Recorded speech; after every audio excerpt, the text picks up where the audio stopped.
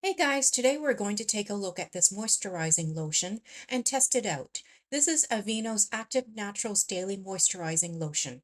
This is the 600 ml bottle and it comes with a convenient pump at the top so you can dispense as much or as little of the lotion as you want. The lotion comes out white and creamy, and when you start rubbing it down, it becomes translucent until the lotion completely disappears into your skin. Once all the lotion is dissolved into your skin, there is absolutely no greasy feeling whatsoever. Right now, my hand feels very soft and I'm not noticing any kind of odor either.